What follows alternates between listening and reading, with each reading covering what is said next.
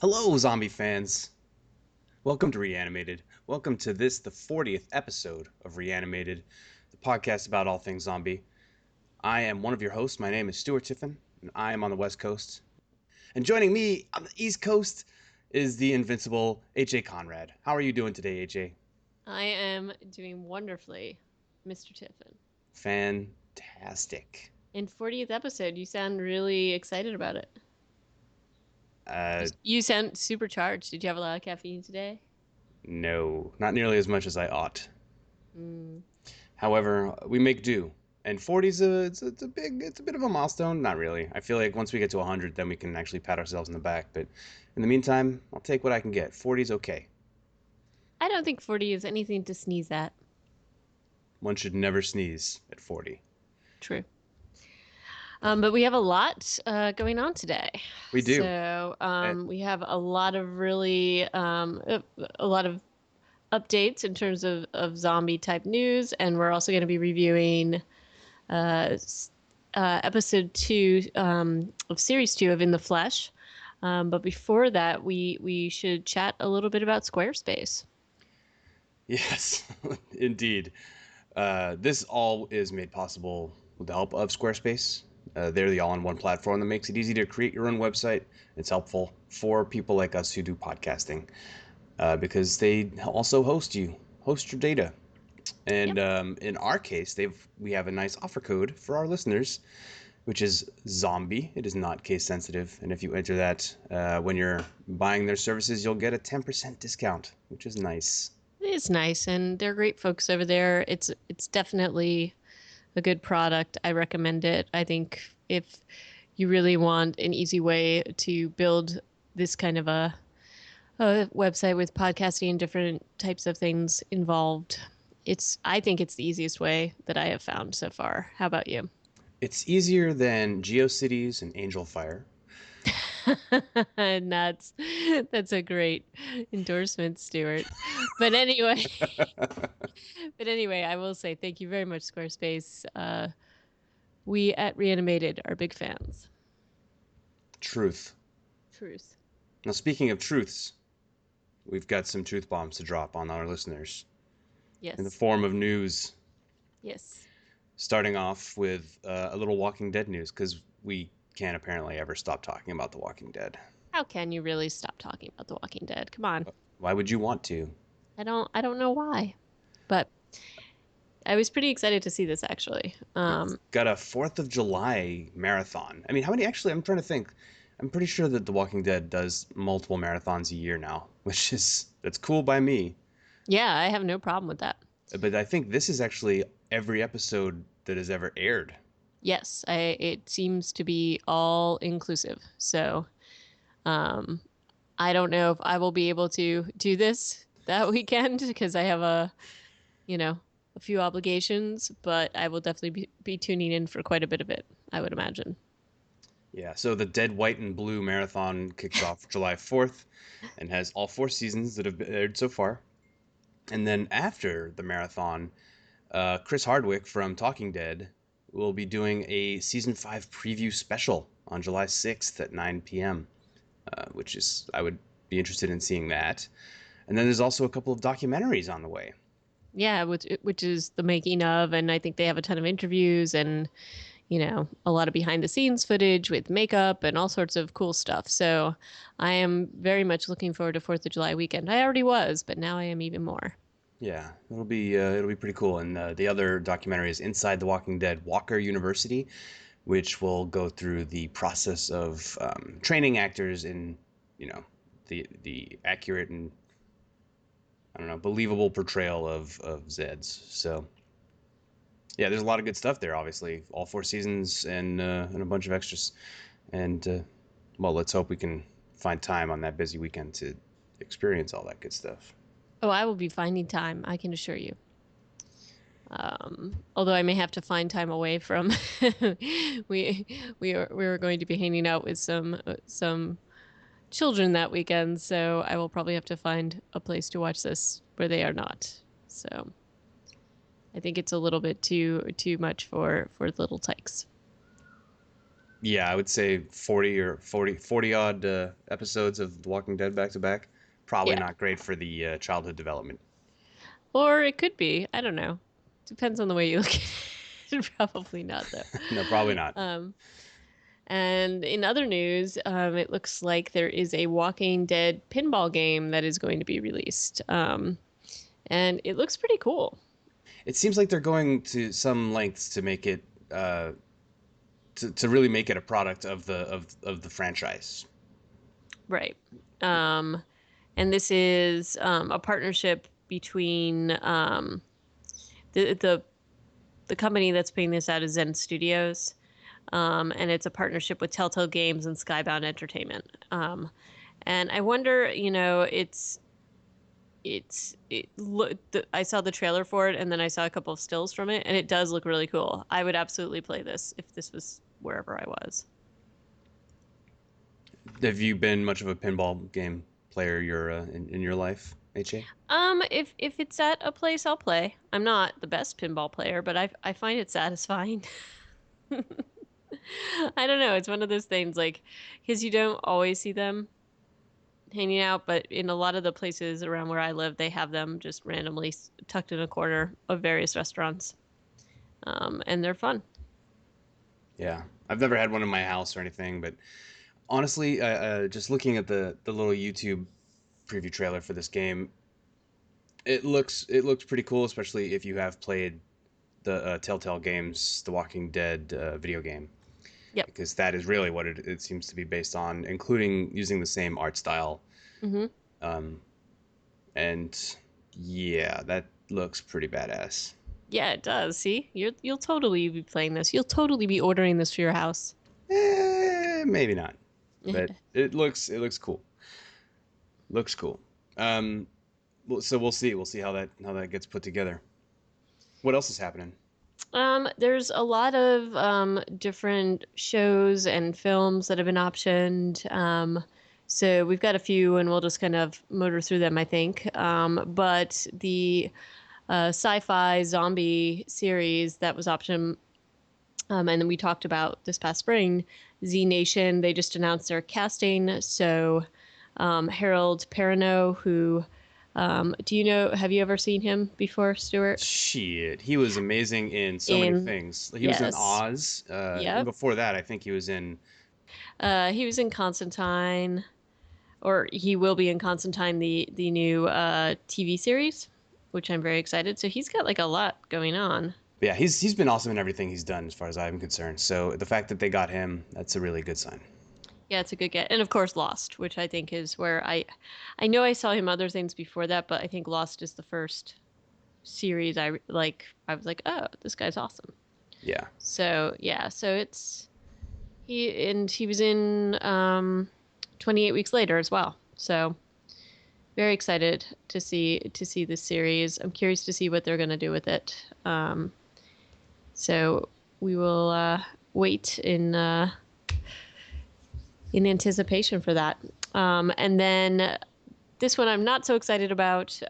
Basically, um, Dead Rising, um, which is a video game, has been optioned for a movie apparently, but not for release, not for theatrical release. It's going to be released just online on Crackle. And it seems a little bit weak, if you ask me. it seems a lot of it weak. This is Yeah, like I'm sort of like, why is this? Dead Okay. Rising is not it's not filled like it's not No, fleshed out no, enough as an IP to become a no, film. The no. first game did have some interesting mechanics in that you're basically playing a journalist and you've hired a helicopter to take you into an area that has this, the full on zombie outbreak. One of the coolest parts about this game was the beginning where you're flying in a helicopter, like I said, over this town where it's everything's blowing up and shit's just everything's going to hell. And you would get points in the game for like taking the most dramatic photos with your in-game camera of like a gas station blowing up or people getting attacked by zombies.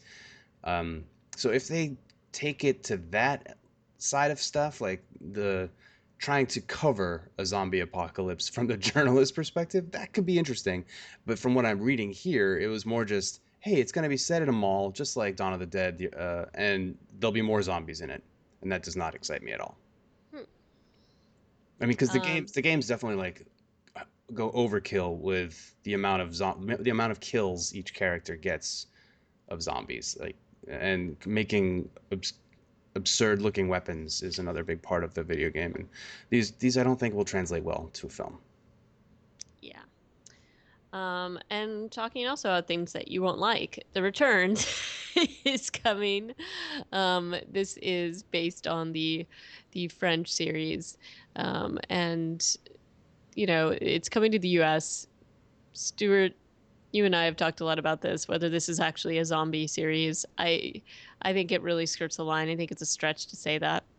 But they look like they have some cool stuff going on. They basically have asked Nicholas Jar, who's from the group Dark Side, if you're familiar, to score the show.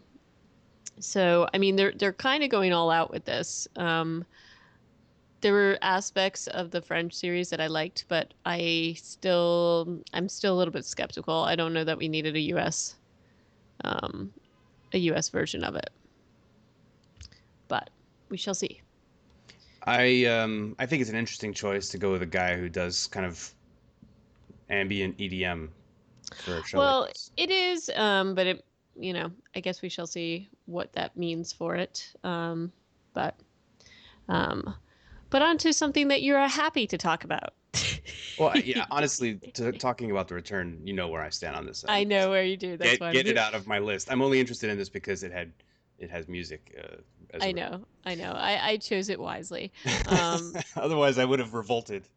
yes, I know. I know. But again, you can introduce the next one because I know you're super super excited What gave about you the it. impression that I was super excited about this, Um, and the fact that per, I've been squeeing since we I, started talking? I know. I know. I can still hear the squeeze. It's in there. So even just as we were talking about starting up this podcast, I saw a banner ad on a website promoting the start of The Strain, the TV series, coming July 13th, which is way closer than I really realized. I guess I really thought it had been delayed. I didn't expect it to be this soon, but I am very excited. July has a lot of interesting things to look forward to. Yeah. So I have heard that the makeup for this is incredible. It's supposed to be super awesome. Not really a zombie film or zombie series. I guess it's more toward vampires, but I'm going to talk about it anyway because Guillermo del Toro is awesome, and this is a pretty cool story. As we've talked about before with the passage and the strain both coming out kind of similar times, and both represent their vampires in a much more disease kind of vector way. And Yeah, it's definitely so more a contagion. You're right. You're right. I mean, yeah, but these are definitely in our wheelhouse. I think we're gonna have to, assuming that the passage gets made into a book or a film, which I hope it kind of does. I thought it was optioned already, Yeah, but I don't know if they've done anything with it yet. yeah. We'll be talking about these ad nauseum. So I look forward to the strain airing, and you and I can have a little chat about our first impressions, and then once we have access to the whole series, no doubt we will review the shit out of it. Right. Yeah, it'll be very good, I think. I have very high hopes for this, so let's hope it lives up to it. It's Guillermo del Toro. When has he let you down, other than Pacific Rim, perhaps? Only with Pacific Rim, but still, we'll see. Um, and then, um, did you have a chance to watch the link for the next news item, Of course. Stuart? It made me. I think it was like, wait, how long is that video? It's However a long little it is, it's about too long. 100 times longer than it needs to be. It should be much shorter. The video we were speaking of is basically it is a woman who is playing a VR zombie game or like beta testing it, and she really is very loud and screamy and swears a lot, and I found her grating. But apparently the game is pretty cool. So, um, and this is with through Oculus Rift, right? I'm not sure that they're using an Oculus Rift, but they're definitely it's VR. It looks a lot like the Oculus Rift. But they also are using like motion capture technology because you hold a gun in your hand. Right. And yeah, It looks pretty cool. I mean, actually, it looks like very much first entry level Oh type yeah, game. But it did look pretty cool. Like the second video with the guy leaning over the two balconies where you could see his perspective and what he was doing. I like that one better. Obviously, because the shrieking woman, it sounded like she was trying to remember how to curse because she hasn't done it in a while. Honestly, her curses were substandard in my opinion. She was just hurting my eardrums. But the other guy was, I did give you a fair warning. I told you to yeah, turn it down. yeah, you did. But yeah, it looks pretty cool, and it's actually still in crowdsourcing or crowdfunding stage. They have not yet made their goal of 25,000 Australian dollars. They're right now at 16,000. There's 21 days left, and this is for a company called Zero Latency Inversion Virtual Reality. So I still can't figure out if it's Oculus Rift or not. It wasn't clear to me if it was or not. That's why I was curious if you knew. But I am very curious to see what they do with Oculus Rift in terms of gaming. Yeah, in general, I would agree. And honestly, if they're not using Oculus Rift, I think that would be kind of weird because Right. that organization has the most backing right now, and Facebook bought it, and they're probably going to be putting out. I know there are developers kits out for the Oculus Rift, Hmm. so for a developer like Zero Latency to be, shopping this around now makes perfect sense. Yeah. Um, but I can't wait to see what develops from this. Truly, it looks pretty amazing, even if it is a terrible game that they're playing. Yeah. And then also Oculus Rift related, there was this article in Variety about a guy, a self-professed non-gamer who straps on an Oculus Rift and fights zombies. And so basically, in this short article, just says what an immersive experience it was. And so I think, yeah, if you like to get the shit scared out of you with in any scenario, the Oculus Rift is going to be That thing. that medium for you. If you're the downside is if you're not into like the crazy immersion and survival horror is, as we've talked about before on this podcast, is a genre of game that really works well with like that kind of total immersion and the intense ambiance. But that's just one type of game, and I would like to see more examples of gaming that aren't so reliant on that mechanic. But in the meantime, I'll take some good zombie stuff for sure. Oh yeah, absolutely. So now to our next and final news item for today.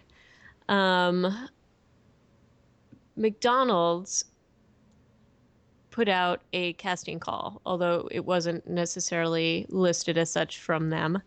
Um, Ostensibly, it was supposed to be for a new show that was going to be crowdsourced. And it turned out that what it was a fake casting call. And what they were trying to get was marketing footage to use in an ad.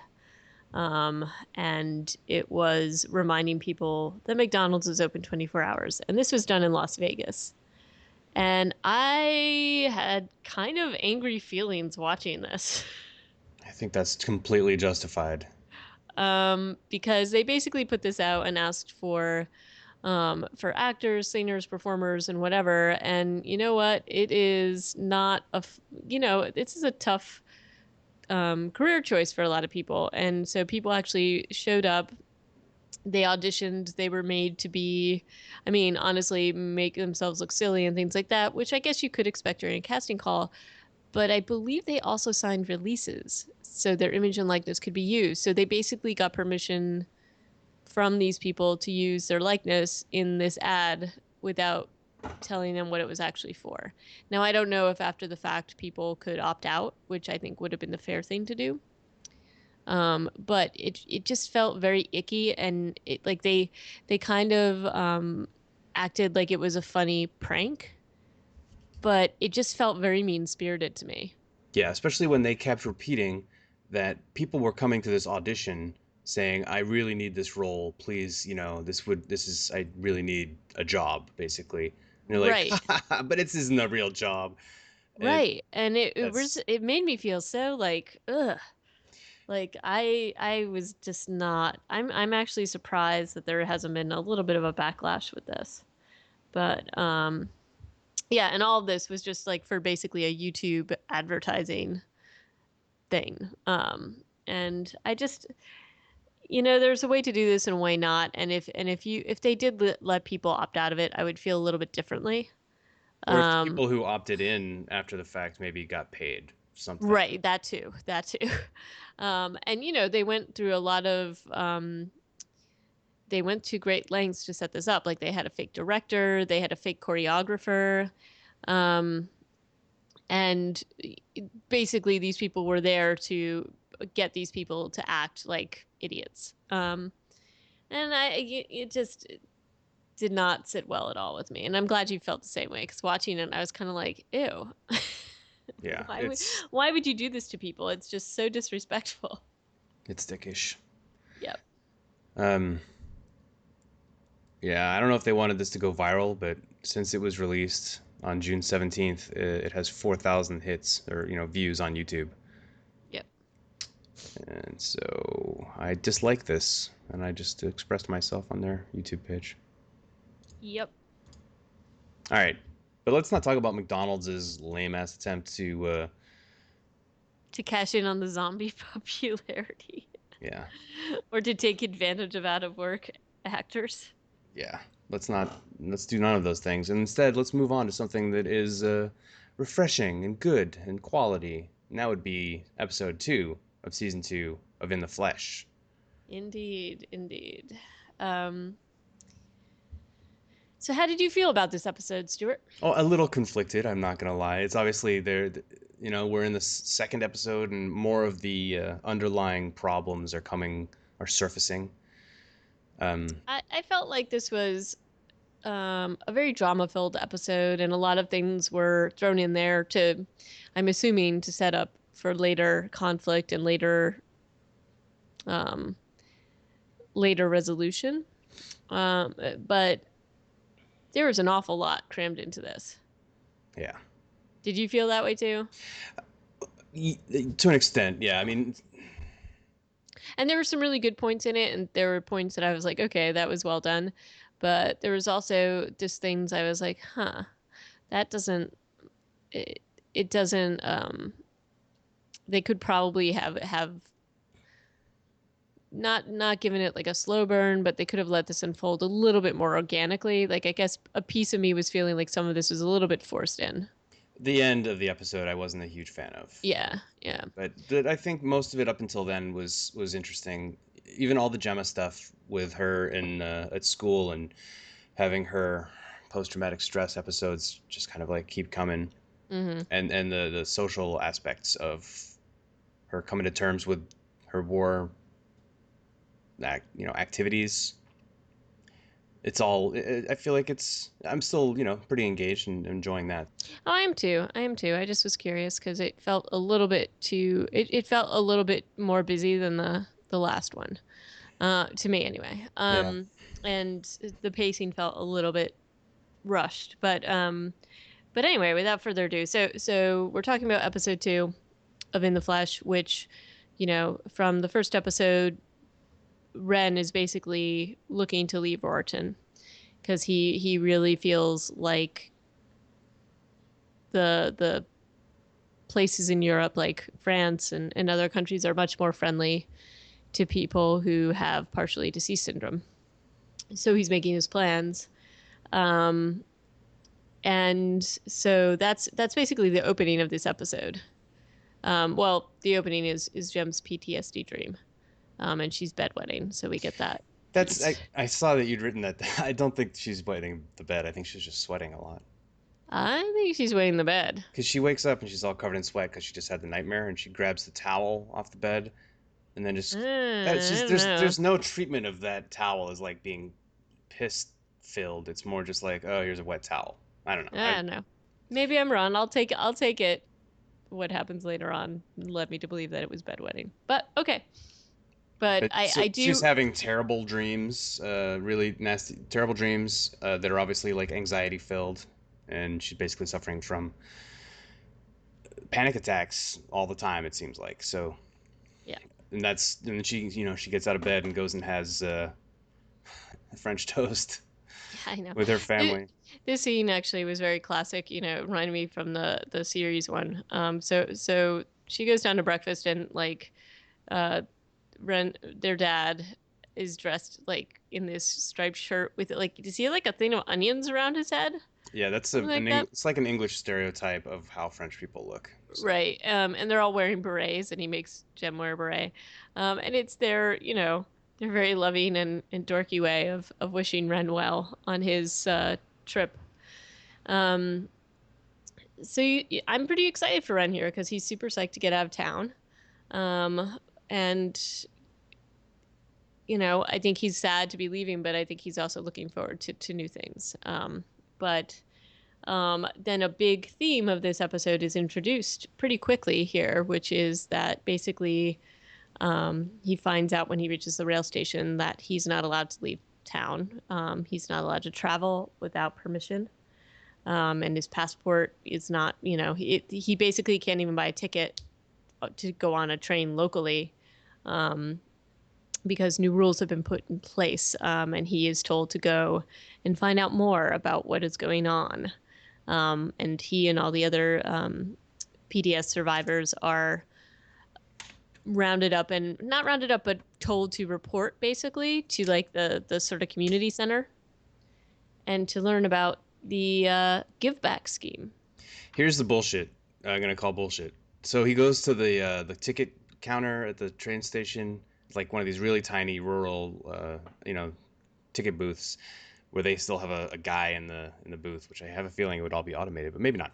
The guy in the booth says you can't get on, you can't buy a ticket today, and then closes the booth and calls Philip. Um, you can buy tickets on the train. I'm pretty sure all over England. Like I've definitely done this. So he doesn't have to even have a ticket. You can just get on the train and pay for it right there. I thought the same thing as I was watching this, but without him doing this, how does he find out, right? So, yeah, I get it. Um, I mean, they're trying to, and it is, it's very effective. Like all of a sudden, we basically got some serious like ghetto kind of analogies being made where yeah, after they have the meeting and they're told about the PDS give back scheme, they all have to wear bright orange vests and basically do free labor for the and be community. and be marked, Yeah. and it's and the other I will say that the genius thing that I loved about this particular scene was the video that had been created. Yeah, it was done well, right? It was really well done. It was basically done in this sort of public service announcement way. Terrible acting and very much it was just total propaganda. Um, and so I thought that was excellent. But it you can also definitely feel the frustration and how horrible it would feel to then realize that you're now basically indentured servants, which is pretty much what they are. Yeah. And I mean it's already hard enough for them to be in this community and to be reintegrated. And there was an older woman who was a PDS survivor, and she's just like, I want to go back to play my bridge. What's wrong with you people? Like very real things. And this is all, of course, the mastermind of this wonderful scheme is Maxine Martin, um, who is still playing the um, adversary, I would say, to the PDS folks. yeah. Um, What's and surprising to me is that this is a national scheme too. Like because they look it right, up later and it's like, oh shit, yeah, this she's not making this up. This is actually a thing. So this is supposedly happening all over England. Um, right, and it's very vague because basically they're supposed to help give back to the community that they ravaged and destroyed. And first of all, they weren't in their right minds, so that's kind of ridiculous. And secondly, they give very vague ideas. They're basically told that they're not citizens, that they have to apply for reinstatement as citizens after they've put in an undisclosed amount of time, vaguely 6 months. Like they're told that they have to check in at 6 months, but it doesn't say that they'll become citizens in 6 months. And then Ren, of course, is pretty upset about this and has his passport and says, I can't do this. I was supposed to go to Paris and get pretty much shut down immediately by Maxine. Um, and there seems to be a lot of question about Ren's rising, so I'm assuming that that's going to come up again later on. I think that they're trying to hint that he is one of the first risen, Yeah, based I'm. on the very heavy hints that happen throughout this They've episode. all but said it out loud at this point. I know. And it's, and this is an interesting, the whole idea around this is interesting because, you know, you have the PDS survivors are now forced into this horrible position. They're trapped. And but there's this weird, I don't know, this weird acceptance from other members of the community. Like Ren's family is kind of like, oh, that's not so bad. Like just go and do this and you'll be okay. It's Like, it's a and it's different society, like in a country like England where or in the UK where you've got things like bigger national programs than you have here in the States. I think there's a certain there's a bit more acceptance of like trusting government. At the same time, they're obviously saying, and English media has a long history of portraying the government as abusing those powers. right, I think that there is still in the UK a bit more trust as opposed to here, where obviously nobody trusts the government as far as they can spit. right. Um, you've got a little bit more faith in the system there. Yeah. And but people feel conflicted about it. Like Philip is helping with this scheme, but then he's obviously has other things going on in his own head. Like he is apparently not dating, although his mother tries to set him up on some very strange single site, um, which he's upset about, and then runs off to some zombie brothel. Where he's filmed going in, and yeah, All so we right. know that he's this because he also went into that door in the first episode. So now we know it's like Right. he's a regular, Yeah. and what he's doing in there is kind of disturbing. Well, it's disturbing, but not as disturbing as I suppose it could be. But he's basically paying a zombie, a PDS survivor, to stand in as Amy, and pretend to be his girlfriend, which is kind of sad. Um, and he's obsessed with finding out where she is, and she's and Amy herself is undergoing some stuff. Like we saw a little bit of her handshaking in the last episode. We saw a pretty big reaction when Simon injects her with neurotriptyline in this episode. And she actually goes to the clinic to get checked out, and it turns out that she's been using um, I don't is it, it's just homemade neurotriptyline, correct? Yeah, like she gets it out of a jar in her refrigerator. Who the hell knows? I mean, who Yeah, knows what the and, government was giving them, and who knows what they're giving themselves? Either way, right. it's not. Either way, it's not probably good. And the doctor was just like appalled, and gives her new neurotriptyline. But I mean, it's hard to say what is going to happen. Like if hopefully that this will help her, but I have a feeling again that this is a pretty heavy hint that this will be a theme in later episodes. Um, and so she actually runs into Philip at the clinic and is very dismissive of him. Well, And his first thing he says to her is like, "Oh, hi, I'm just here for a checkup. It's not STD related at all." yeah, It's like, yeah, and she obviously is she I don't know what her reactions are very curt, and she just kind of tries to get away from him, and then points out that his urine sample has spilled on his clothes. uh, and just walks along as one does. And then there's, I mean, another theme that was a lot. There was a lot of teen angst and different things going on this episode too. Lots of peer pressure. Both with Jem at school, she's trying to make friends, and you see her sitting alone at the lunch table and that kind of thing, and then it comes out in class that she is one of the people. She's like a decorated war hero, but it's kind of weird, right? Because she's in class with PDS survivors as Yeah, well as other people whose families may have been killed during the war. Like it's a very weird dynamic. Um, so she goes and talks about her experiences, but it's just super strange because she's talking to there's PDS people, including Henry, who has a huge crush on her. Um, that are there and that she was technically against, and then there's also people whose families may have been killed by her. So it's just a very strange situation. But she does seem to gain a little bit of color after that episode, and friends, because people want to hear all about her exploits. Um, and there's still, despite the fact that you have PDS survivors, there's still a lot of cliques in the school. There's definitely the mean popular girls. There's the PDS table. Um, and it's also got to be kind of strange for Jem because her brother is a PDS survivor, and she's sitting there and talking about all this stuff, and we know that a lot of her trauma and a lot of her flashbacks have to do with him. Yeah. So she's not having a good time, I guess, is the gist of that.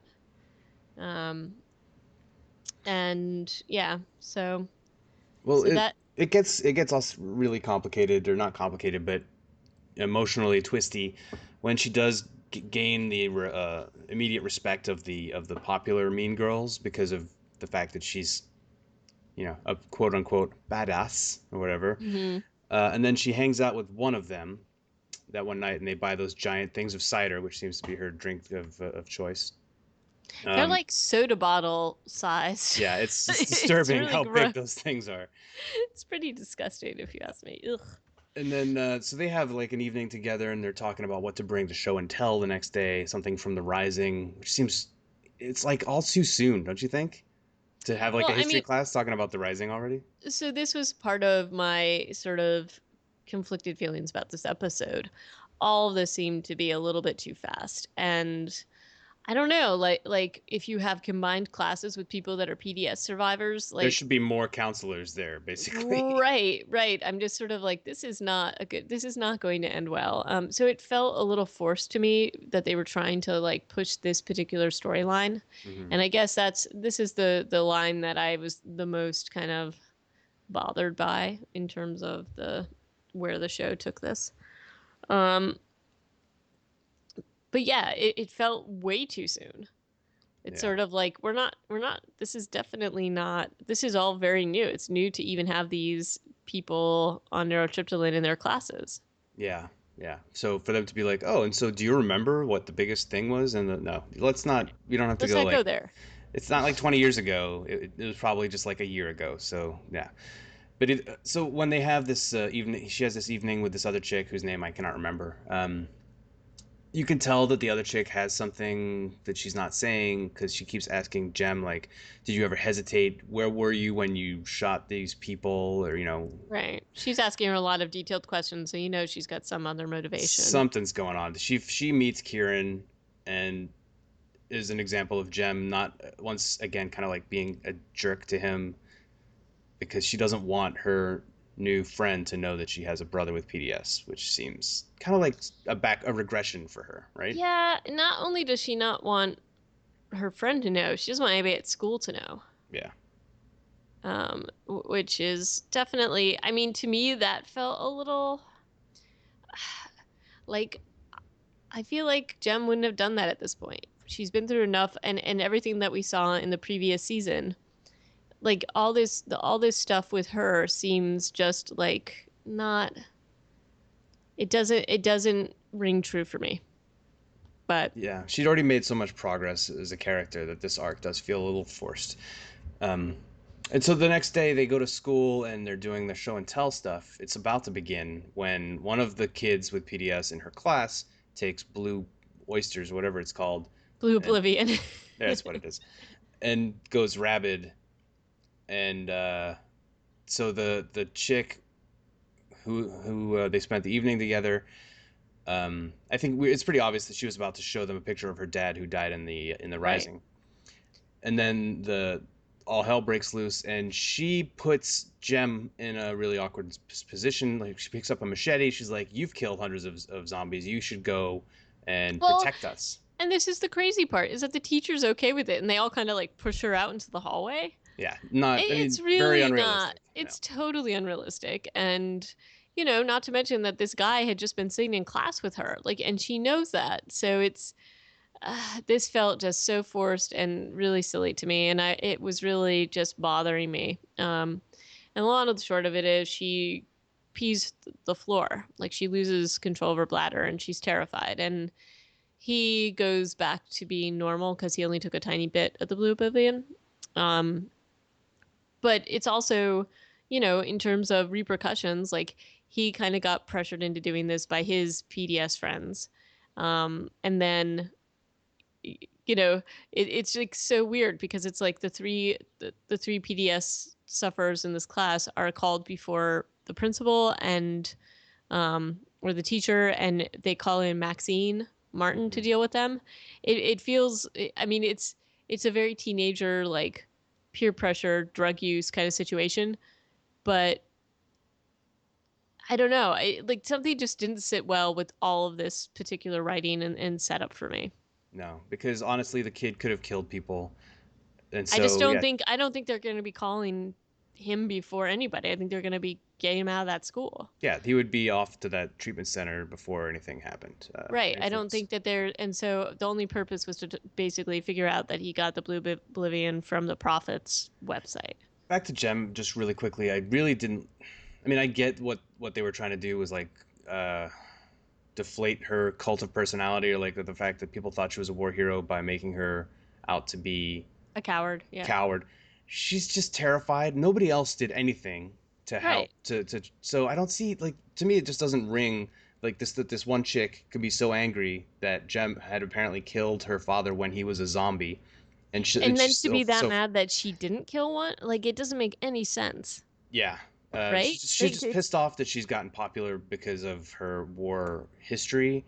But yeah, as far as it ringing true, it just doesn't work. And obviously, the Gem has serious like emotional issues after the war, and nobody's recognizing this. Why is she having to deal with all this by herself? Doesn't make sense in a post Afghanistan right. culture, which we already know that's where Rick was killed. So it's not like the war hasn't happened Mm-hmm. in this version World. of the world. Yeah. I think all the signs are there for everybody to see, and nobody is acting on them. And it's a tough break for Jem, and it's obviously just it does feel shoehorned, like you said in the writing. That now, okay, so now she's alienated, and unfortunately, who does she turn to? Uh, yes, Gary. The only guy who knows how she feels. Yes, and she can take her now yet another enormous bottle of cider and go and ride around town with him and talk about their glory days. Um, but in back at the ranch, um, we're also seeing some rebellion from the PDS sufferers.